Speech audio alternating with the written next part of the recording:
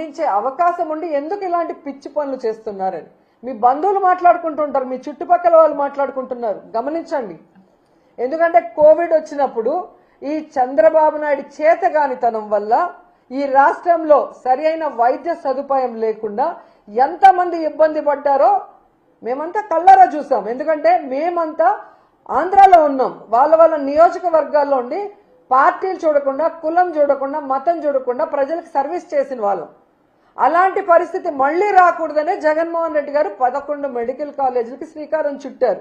ఎందుకంటే వాటితో పాటు సూపర్ స్పెషాలిటీ హాస్పిటల్స్ ఉంటాయి కాబట్టి ఎలాంటి వైరస్ వచ్చినా ప్రజల్ని మనం కాపాడుకోవచ్చని ఒక అన్నలాగా, ఒక తండ్రిలాగా ఆయన పనిచేస్తే వాటిని పూర్తి చేయకుండా కక్ష సాధింపుగా 10 రూపాయలు కూడా వాటికి కేటాయించకుండా ఈరోజు వాటిని తమకు కావాల్సిన వాళ్ళకి అమ్మేసుకుంటూ మళ్ళీ సిగ్గు లేకుండా మాట్లాడుతున్నారు. అసలు మొన్ననే ఒక రౌడీ షీటర్కి డబ్బులు తీసుకొని పేరోల్ ఇచ్చిందని చెప్పి ఏ విధంగా ఆవిడని అదే పార్టీ వాళ్ళు తిట్టారని మనం చూసాం. మొన్నటి వరకు సైలెంట్గా ఉన్న ఆవిడ మళ్ళీ స్టార్ట్ అయింది. జగన్మోహన్ రెడ్డి గారు బెంగళూరులో ఉండారు. జగన్మోహన్ రెడ్డి గారు అధికారంలో ఉన్న 5 సంవత్సరాలు విజయవాడలోనే కదా ఉన్నారు. ఏ రోజు హైదరాబాదు బెంగళూరు పోలేదే. అప్పుడు చంద్రబాబు నాయుడు ఎక్కడున్నాడమ్మా, పవన్ కళ్యాణ్ ఎక్కడున్నాడమ్మా, లోకేష్ ఎక్కడున్నాడమ్మా, ఆ 5 సంవత్సరాలు ఎక్కడున్నారమ్మా? ఏం చేస్తున్నారమ్మా మీ పార్టీ వాళ్ళు? ఈరోజు మాట్లాడుతున్నాం. ఈ రాష్ట్రంలో ప్రజలకు కానీ, రైతులకు కానీ, మహిళలకు కానీ మా పార్టీ నాయకులు మీ రెడ్ బుక్ రాజ్యాంగం వల్ల కష్టపడినా కానీ ఇమీడియట్గా క్షణాల్లో ఇక్కడికి జగన్ గారు వస్తున్నారు, మాకు అండగా ఉంటున్నారు. రైతులకి అండగా నిలబడి మీ మెడలు వంచి ఏ విధంగా పని చేయిస్తున్నారో ప్రజలు గమనిస్తూనే ఉన్నారు. మీరు అధికారంలో ఉండి ఈ రోజుకి కూడా సక్రమంగా మీరు లేరు విజయవాడలో. ఫ్రైడే అయితే ఎవరమ్మా హైదరాబాద్కి పోతుంది? హైదరాబాద్ పోవటానిక డిప్యూటీ సీఎం పోస్టులు, ఎడ్యుకేషన్ మినిస్టర్ పోస్టులు, రెవెన్యూ పోస్టులు, హోంమంత్రి పోస్టులు, సీఎం పోస్టులు ఇచ్చేది ఎవరున్నారు? ఫ్రైడే అయితే పారిపోతున్నారు, ఎంజాయ్ చేస్తున్నారు వీకెండ్లలో. 5 స్టార్ హోటల్లో రూములు పెట్టుకొని ఏ విధంగా సెటిల్మెంట్ దందాలు చేస్తున్నారో మీ పచ్చ పత్రికల్లోనే వచ్చాయి. కావాలంటే ఒకసారి చదువుకోండి. మేము రాసింది కాదు, మీ పచ్చ పత్రికలు రాసాయి.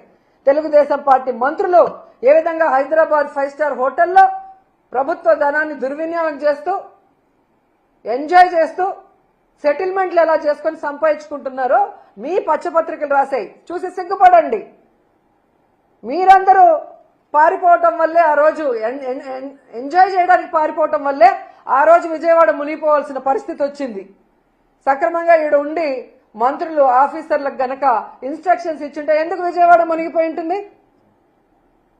నిజంగా మీ మంత్రులు సక్రమంగా ఉంటే ఎందుకు ఈరోజు పొగాకు రైతులు, ఈరోజు మామిడి రైతులు, ధాన్యం రైతులు, పసుపు రైతులు, మిర్చి రైతులు ఎందుకు రోడ్ల మీదకి వస్తున్నారు?